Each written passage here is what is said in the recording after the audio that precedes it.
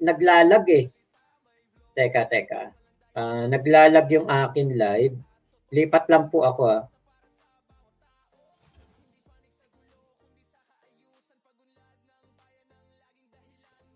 Ayan. Okay. Off. Ay, hindi na naglalag. Okay. Hindi na naglalag. Okay, punta tayo dito sa wala yung aking shinyer. Naglalag kasi mahina yung aking wifi kasi hapon. Kaya ako talaga gabi nagla-live kasi nga po malakas ang signal. Alam niyo naman ang Converge, alam niyo naman ang Smart, hindi mapagkakatiwalaan yung wifi niya. Kaya pag ako, kunwari, bigla ako mawala sa live ngayon, kapit lang kayo, babalik ako. Pinapaunahan ko na kayo, disclaimer na kagad. Pag ako nakita nyo parang nag-end live, babalik ako nun, hindi pa tayo tapos. Pwera na lang pag nagpaalam na talaga ako. Ayan. So ito makikita natin dito sa video na ito kung gaano po kahikahos si Kulaong. Nako, teka, hindi pala ito nakaano dito. Teka. Ipapakita ko po sa inyo kung gaano kahikahos etong si Kulaong. Kasi nga, wala na talaga to. Pinipilit na lang talaga ni Kulaong na magpanggap na kunwari meron siya. Pero ang totoo, wala na talaga. Salamat po. Dahil sa inyong yung mga pinalipad nyo ay hindi ho yan sa akin mapupunta. Yan ho ay makikita ninyo ngayong araw na to na ako po ay o-order ng 50 wheelchair. Pero kung ilan yung maikakarga ko, medyo may kamahalan yung wheelchair, minimum 3,000 to 5,000 pesos. Marami po. Sabi ni Josephine Magbanwa, nagpalipad uli. We will soon make the US 5K reward for the arrest of Susan Yance, official, of course, through FLM, and 5K upon eventually conviction. Uy, thank you ma'am, magpupursige po ako dyan. Magpupursige ako dyan. Oo. Teka. Si Paulo Ibarra, Jose Pelem, ba't mukhang pangpuninarya ang sasakyan mo? Ay, hindi na bale. Okay lang yan. At least, very comfort, malaki. Tignan mo, masasakyan. Makakapagsakay pa ako ng wheelchair. Naku, wala palang sauce dun sa isa. Eto, may palipad si Bob Josephine Magbanwa. Ayan. So, doon po, teka, dito po sa pinapakita kong video na yun, ito, sinasabi po ni Kulaong na meron po kasing nagpakulay ng $5,000. Ay, meron nagpakulay ng $5 at nangangako, parang nagpe-pledge ng $5,000 na palipad kapag daw po, o reward, kapag daw po nahuli si Susan Yance. Yars? Paabot nga lang yung speaker.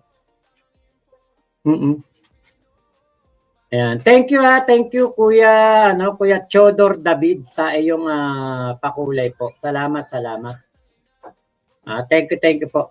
Yan po yung sinasabi diyan sa video na yan. Etong si Kulaong, syempre, tuwang-tuwa po dahil $5,000 yun.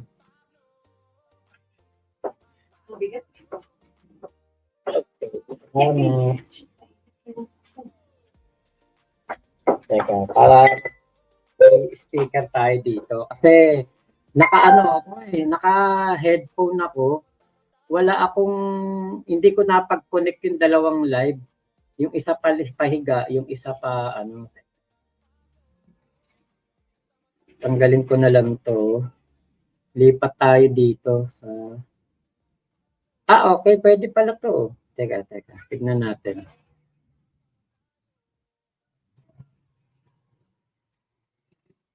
Okay, ito. Ipe-play ko po. Papakita ko ulit. Ipe-play ko. Tignan natin kung may audio na dito sa aking Ayan, ito. Ulit. Play tayo. Salamat po. Dahil sa inyong yung mga pinalipad nyo ay hindi ho yan sa akin mapupunta. Yan ho ay makikita ninyo ngayong araw na to na ako po ay o-order ng 50 wheelchair. Pero kung ilan yung maikakarga ko, medyo may kamahalan yung wheelchair, minimum 3,000 to 5,000 pesos. Marami po. Sabi ni Josephine Magbanwa, nagpalipad uli. We will soon make the US 5K reward for the arrest of Susan Yance official, of course, through FLM, and 5K upon eventually conviction.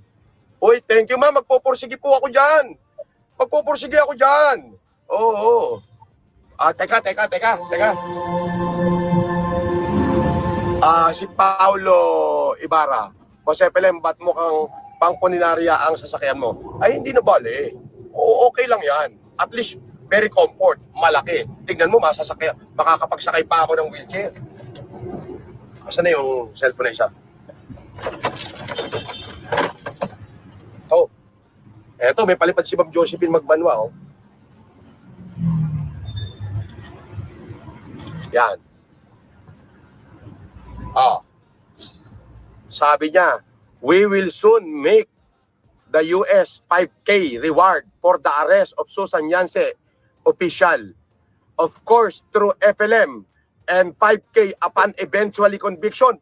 Partner, kalahating milyon yung ibibigay nila. Puta, kalampagin na natin yan. Oo, pwede. Pero, Ma'am Josephine Magbanwa, ito po, ulitin ko, ito pong mga wheelchair na kukunin ko po ngayon, ayan po ay galing sa mga palipad ninyo. Ayan po, yung mga pinapalipad nyo na yan. Ang wheelchair po ay 3,000 to 5,000 po ang isa. So, order po ako ng 50. Ganun pa man, kung ilan yung magkakasya dito sa sasakyan ko, ay akin pong babayaran ngayon. Wala pa po ako sahod kay YouTube, pero papalwalang ko na. Ito po, ulitin ko, itong mga wheelchair na to ay galing po dito sa mga palipad ng mga taong nagmamalasakit sa atin. Opo. Doon po sa mga benepisya. Salamat po. Kita nyo kung gaano po kahikahos si Kulaong, kung gaano siya kahilahod. Tuwan-tuwa. Diba? Tuwan-tuwa sa ibibigay na reward dahil daw po sa pagkakakulong ni Susan Yance. Ngayon, ang tanong, makukulong ba si Susan Yance? O tinatawag na The Filipino Sabi Lawyer? Diba? Yes, Ate Moira Hugutera, o buhay pa nga tong hinayupak na to. Diba? Kaya mo bang ipakulong Kulaong? Actually, si Kulaong, sinabi niya, siya ang unang nagkaso kay Makagago. Alam nating lahat yan, siya ang unang nagkaso. Ngayon, sabi nito nga ni Kulaong, ipapakulong niya etong si Makagago. Pero, diba, siya ang unang nangako ipapakulong ko yan si Makagago. Pero hanggang ngayon, hindi niya naman na ipapakulong si Makagago. Alam natin lahat yan na hindi niya kayang ipakulong si Makagago. At nabalita nga na etong kaso ni Kulaong, kinaso ni Kulaong kay Makagago doon sa pangalan ito, sa Isabela ay na-dismiss pero hindi pa po confirm kasi wala pang natatanggap na resolution etong si MG. So kung maipapakulong, parang malabo. Pero etong si Kulaong, 'di ba, hamon ng hamon kay Makagago na alam natin na pwede talagang mangyari at may posibilidad na maipakulong talaga ni MG si Kulaong kasi nga yung etong kaso na ito ni Makagago at ng kanyang pamilya kay Kulaong alam nating mabigat yung kaso niya. Kaya nga kita nyo, si MG hindi po nagtatago, hindi umaalis ng bahay kada weekend. Pero si Kulaong kada weekend umuwi ng Isabela. Bakit? Kailangan niyang magtago doon. Kailangan niyang pumunta doon sa Isabela para makapagtago. Para hindi maihain sa kanya ang warrant of arrest tuwing weekend. Kasi kailangan niyang gawin yun. Bakit? Alam niya napakalaking pagkapahiya ang kanyang dadanasin. kapag siya ay nahaina ng warrant of arrest during weekend. Yan po ang ano niyan, yan po ang mangyayari sa kanya na yan. 'Di ba? Kaya po katulad niyan, pinagmamalaki niya, mamimigay siya ng wheelchair, pero ang biniling wheelchair tatatlo. Ang sabi niya 30 million, 40 million ang kanyang ipapamigay. Doon sa sa isang munisipalidad daw. Pero alam natin na wala, hindi matutuloy 'yun at wala namang 40 million niya na ipapamigay. Ang taong may 40 million hindi po magtatago. Ang taong merong ganong kalaking pera, hindi po tatakbuhan ang kanyang warrant of arrest. Di ba? Kaya, ayan, talagang tong si Kulaong, talagang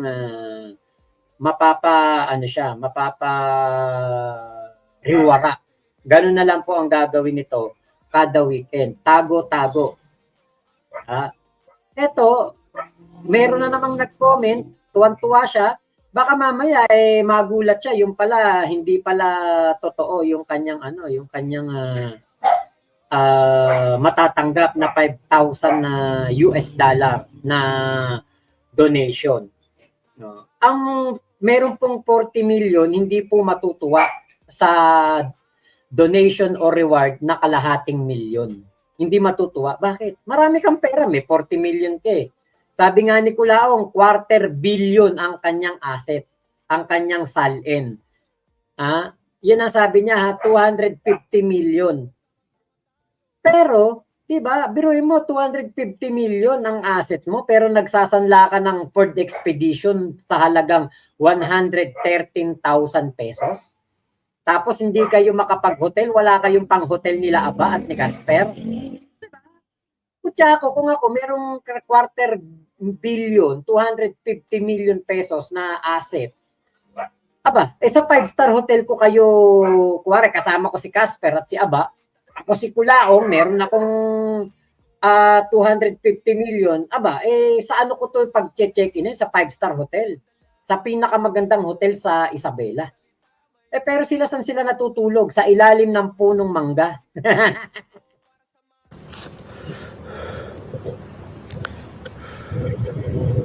Eto si Kulaong mukhang may sakit na eh.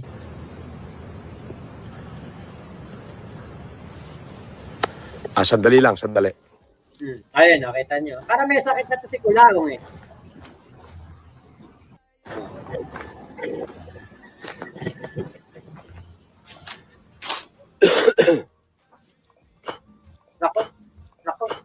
Nako. Si Boy Dahak at Boy Dura. Okay. Thank you po sa mga kulay Yun hong pinapangako ni Makagago, sabi ko nga, wala hong natupad kahit isang beses. Wala namang natupad. Puro lang siya kwento, puro daldal na inaasahan ng kanyang mga supporter na sabi niya ay ako daw ay mahuhuyo. Ako daw ay makukulong. Anong petsa na? Kasi eto na ho yung matindi. Yung pinagyayabang nila na warrant, mukhang hindi na humatutuloy. Dahil nakitaan ho ng mga magagaling na prosecutor yung merito ng aking counter affidavit. Ayan. Naku po. So, yun. Ala na. Alam niyo sa totoo lang, kung di man mahuyo itong si Kulaong, baka ito makabaong eh. Kung hindi man mahuyo, makabaong. Mukhang may sakit na eh, mukhang may iniinda na eh. Diba? Ano niyo yun?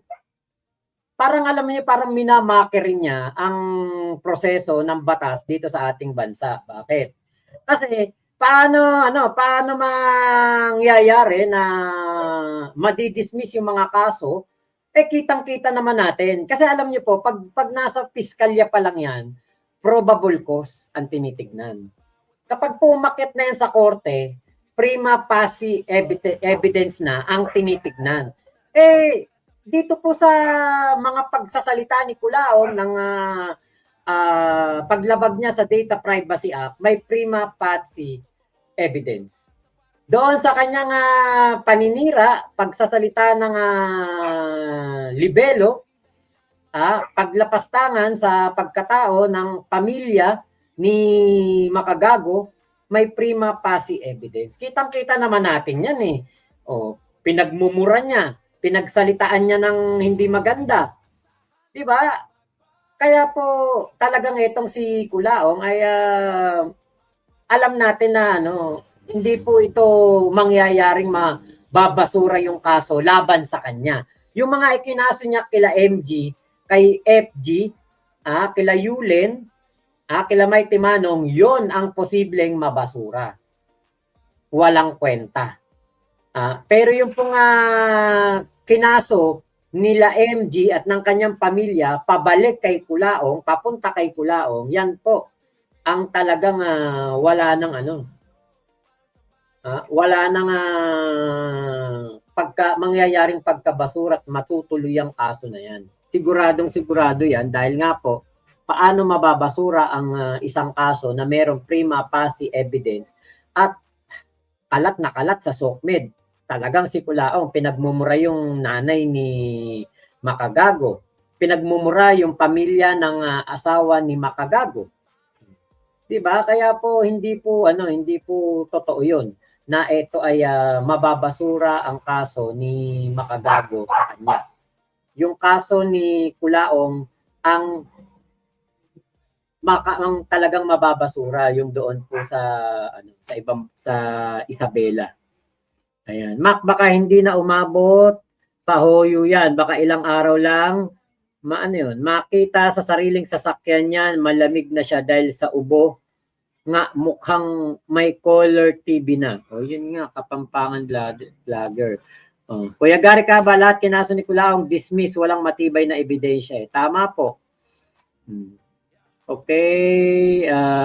Balkairi, Bacon Marcos, kaya ganyan yan, hindi kasi nakakapagsugal yan. Kaya stress. Ronald Evia, para matakasan ni Kulaong ang mga hinaharap niyang kaso, magpapanggap siyang baliw. Doon naman siya magaling sa pagpapanggap. Yan. Ate Michelle, kaya nga kuya, Erwin, tuluyan nang nawala craving ko sa talabanang dahil sa dahak at dura ni Kulaong. Rodenzer Vlog. Excuse me po. Ayan, hello po Rodenzer at Ate Benilda Craig, iba na nga ang tunog ng kubo ni Kulaong, parang sumusulak ang dibdib. Puno na plema ang baga. Paano? Naninigarilyo pa. Nung nakaraan, yung punong abukado ng kapitbahay namin, pinausukan kasi yung punong abukado para mamunga. Pinausukan. Medyo malapit dito sa amin yun. Yung usok, pumunta dito. Naninikip dibdib ko. Yung pa kayang maninigarilyo ka, may ubo ka na. Diba? May TV na si Kulaong. Yan nga Boss Ma, kasamlang ni Kulaong, kadire, kaburara. Dugyot. Karen Candelaria, hello Boss Ma, wala nang mochi-mochi endorsement na isahan siya. Kulaong pamoryabang. Yun nga Okay, salamat sa pag-bless you. Boss Mac, magkatunog ang Kulaong at Kabaong. Yes. Kuya Michael Acuna. At sa Grace Burton, pag nahuyo kaya si Kulaong ma-update pa kaya tayo ni FG? Baka po. Okay, may negosyo si Kulaong. Talabahan, Kuya Erwin. At sa Grace Burton, ibang tao naman yung si Yancy at si Attorney Sabi. Hindi niya nga alam totoong name ni Attorney Sabi. Tama. Max Bruno, for sure mamimiss natin siya. Kung mawala si Kulaong, wala na tayong laruan. Amelio Agulto, shoutout sa BIR Boss Mac para ma-check kung nagbayad yan si Kulaong ng buwis niya. Kahit tawa, nagbabibrate na. Naninikip na dibdib niyan. Roberto Dizon, inom muna ng gamot. Ni Satanas, daw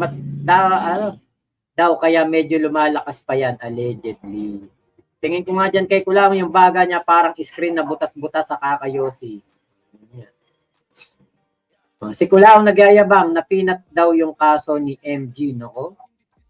Alam nyo, syempre, ang mga abogado ni Kulaong, pinapalakas na lang loob ni Kulaong. Sinasabi, ay, peanut lang yan. Ay, walang kwenta yan. Pero kahit na hilahod na si Kulaong, pinapalakas pa rin ang loob niya. Sinungaling yan si Kulaong, delikado daw yung lugar, pero wala yung mga kasama daw niya na sundalo. Di pa aminin na nagtatago lang siya. Yes, Prinsesang Palaboy. Intro pa lang ng video ni MG, tawang-tawa na ako kay Kulaong, alien na alien. Ate Virgie, kinig ako gang makatulog. Yun, sige po, sige po. Okay. James Can, may Pikulaong ba mayang gabi, Sir Lods Mac? Meron po. Perez Junel, Mac, God bless. More power sa inyo nila MG. Thank you po. Ronald Devia, dapat magtabi si Kulaong ng wheelchair kasi paglabas niya sa hoyo, doon na siya uupo kung makakalabas pa siya ng hoyo. Kuya Gary Cava, Mac, may kaso din yan kay ex-Senator Manny. Ayon kay Attorney Brando, yari si Kulaong, baka mategi. Meron bang tawag doon, link o video na sinasabi yan ni Attorney Brando para ma-play natin mamaya sa Kulaong time?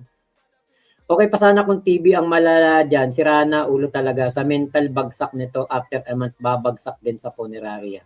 Zero cool, malakas si FLM, daming kalaban, di kaya. No, malakas talaga si Kulaong kasi biruin nyo lakas makatago. Nasa na yung mga bodyguard niya, biglang nawala. Paul Beltran, ayun, Boss Mac, pa-shoutout naman, buwisit kay Kulaong here. Kuya Gary ka ba, parang walang abogado yan, Boss Mac, kasi yung nagsampay siya, walang bigat, ibig sabihin, walang nagpayong attorney doon. Tama. Ayan. Si Kulaong malakas naman po talaga. Malakas po talaga sa pagtatago. Takot na takot, mahoyo. Diba? Ngayon, puntahan naman po natin itong isa pang aking topic ngayon. Mamaya magpapatuloy po tayo ng Kulaong time. Siguro mga 2 live pa to bago Kulaong time kasi babalik ulit ako mamaya ng live wala po kasi akong upload ngayong maghapon. Wala akong nakareding upload. Kaya po Kulaong time na lang tayo. Ngayon, dito po kasi sa usapin ng impeachment laban kay PBBM, ito po medyo mawawala talaga at mababasura lang. Para kumbaga ako, kumpiyansa ako na mababasura lang itong kaso na ito. Nitong impeachment complaint laban kay PBBM dahil nga po walang bigat basurang-basura talaga. Kung ito po ay meron talagang bearing, tingin ko ang dapat na makita natin ay yung mga ebidensyang mabibigat Kasi alam nyo, kapag may bigat ang isang ebidensya o ang isang pagkakaso kay PBBM para sa impeachment, makikita natin naman kagad kung ito ba ay merong bearing. Kung ito ba ay talagang masasabi natin tayo pa lang na mga